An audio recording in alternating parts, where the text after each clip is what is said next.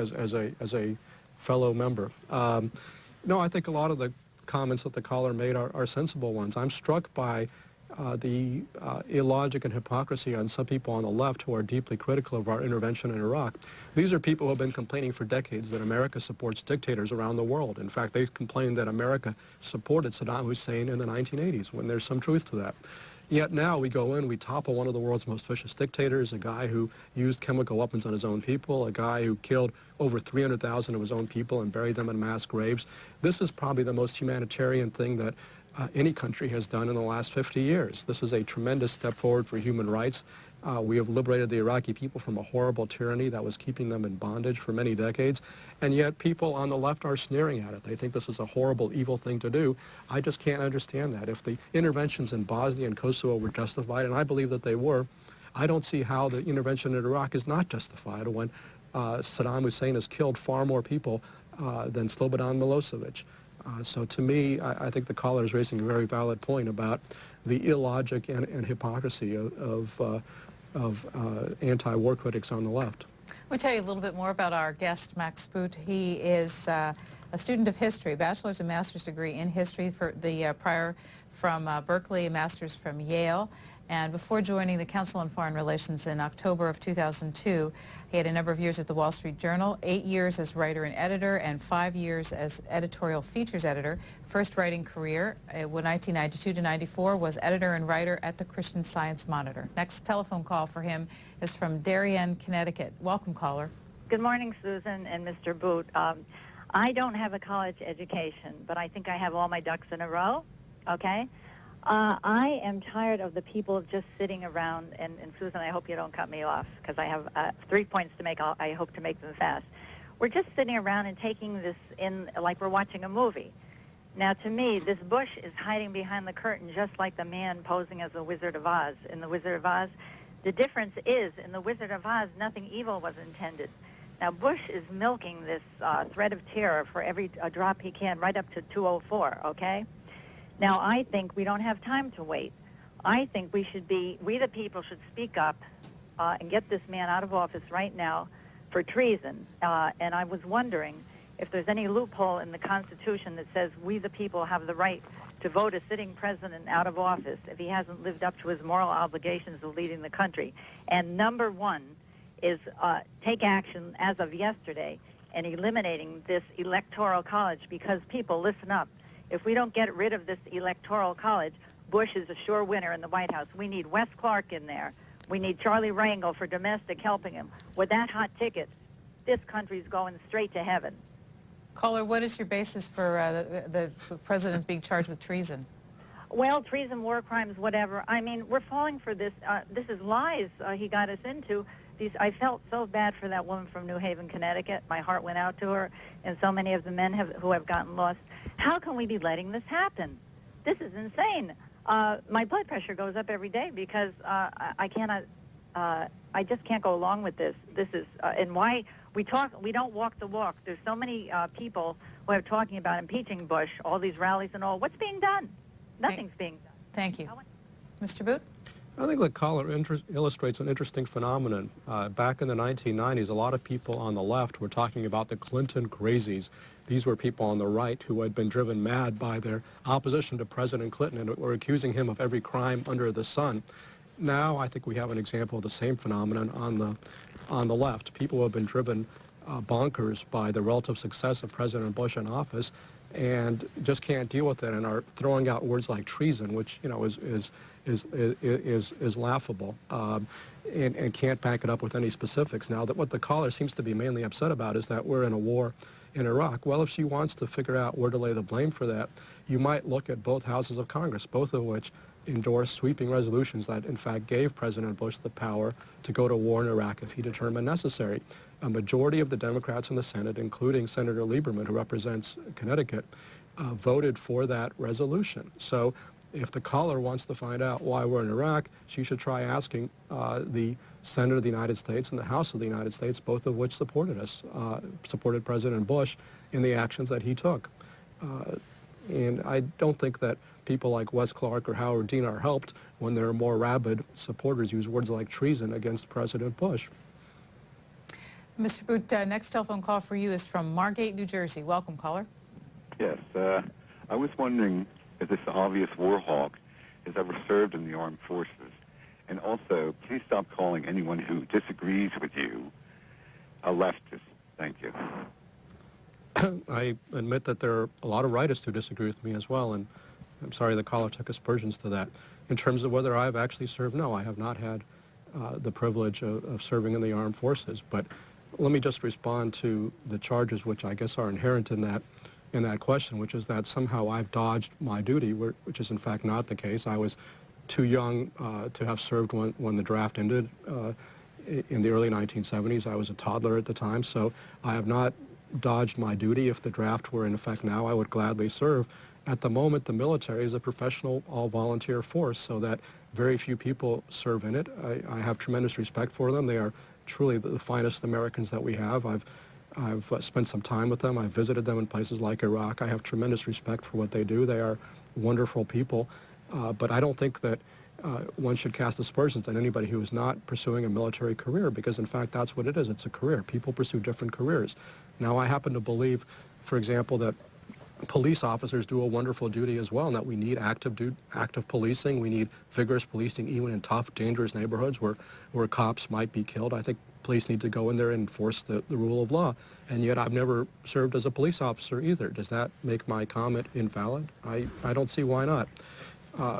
You know, the larger point here is that we should honor our veterans and especially our combat veterans, and I have great respect for them.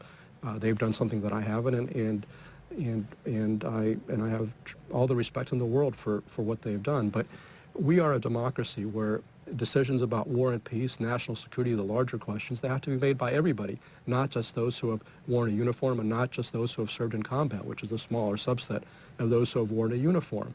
And fortunately or not, perhaps unfortunately, since the end of the draft in the early 70s, very few Americans have had a chance to serve in uniform, and even fewer have had a chance to serve in combat. So if we were to limit the people allowed to make decisions about national security just to that small subset, we would not be a democracy anymore. It would be a very small group of people who would be making all the decisions. We've long recognized as a country that we have to make these decisions collectively. And so the fact that I or somebody else may not have served in uniform should not invalidate our views. I think people should address the views on their merits or lack thereof instead of throwing around terms like chicken hawk. Our Washington Journal this morning has a foreign policy focus, and our final guest for this hour is Max Boot, joining us live from New York City.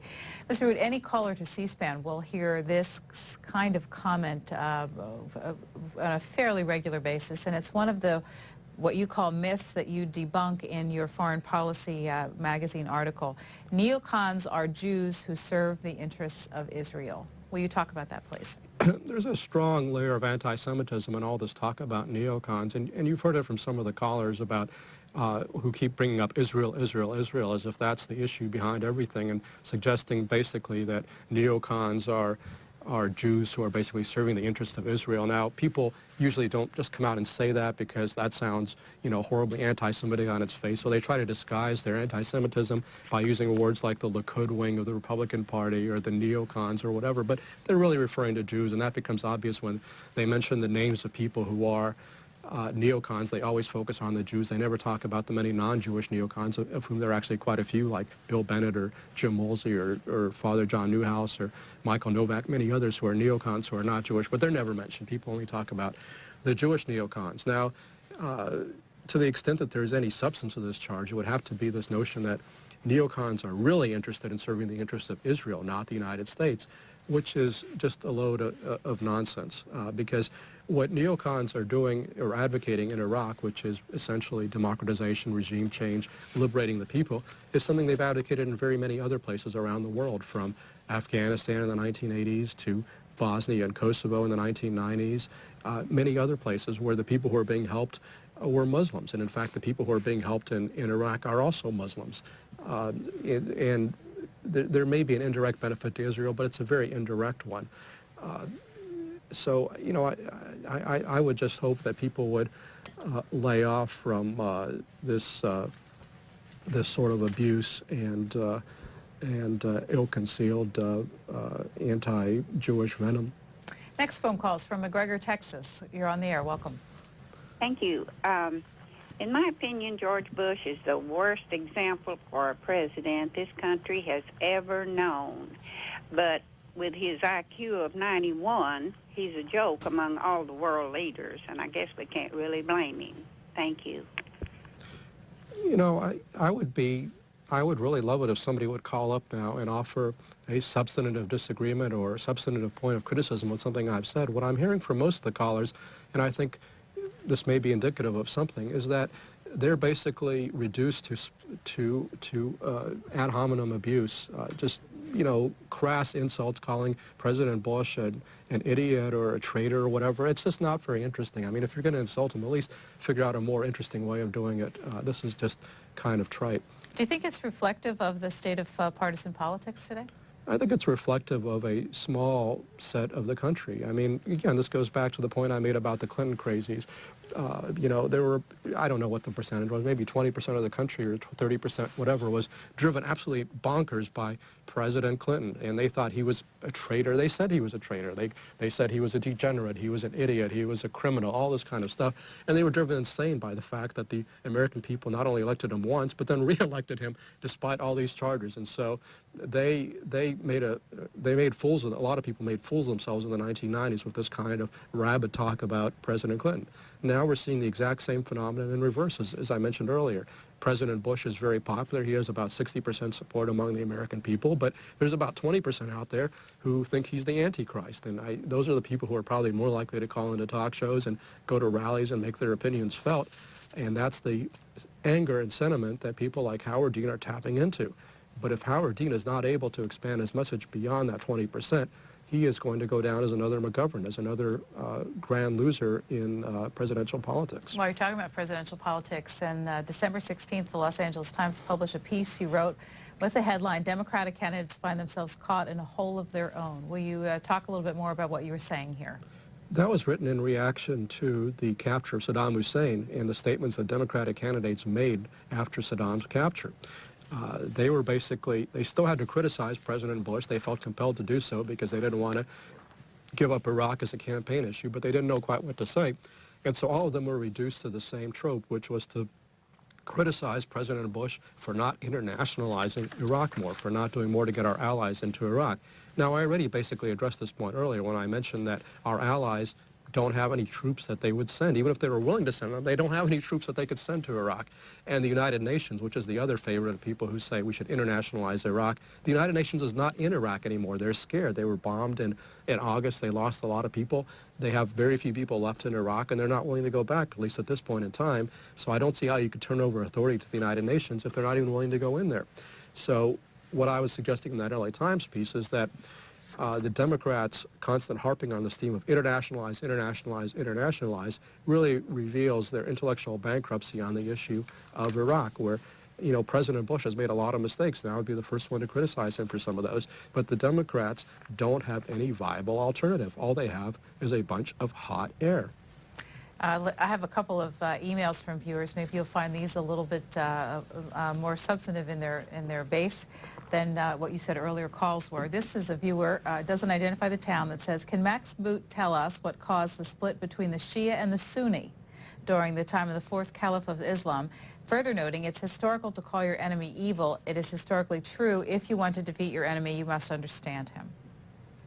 You know about the Shia and the Sunni split? I'm aware of the Shia and Sunni split. I'm not a scholar of Islamic history, so I wouldn't be the person to ask about that. But I don't see what the caller's point is. I mean, there is certainly, I'm not putting myself forward as an expert on Islam. I'm not an expert on a lot of things.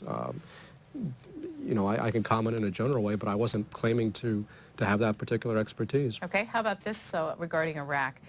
S. Dyer, watching us in Pennsylvania, asks, are you in agreement with the administration's policy currently being enacted by Mr. Bremer in Iraq to sell off Iraq's resources to corporate interests in spite of its illegality? How does this make the world safer for people? Again, I'm not aware of Jerry Bremer's policy of selling off Iraq's resources to corporate interests. In fact, the latest I've heard is that programs to privatize bloated, inefficient Iraqi nationalized industries have been put on hold. They're actually not privatizing them. They're not selling them off. I think there's probably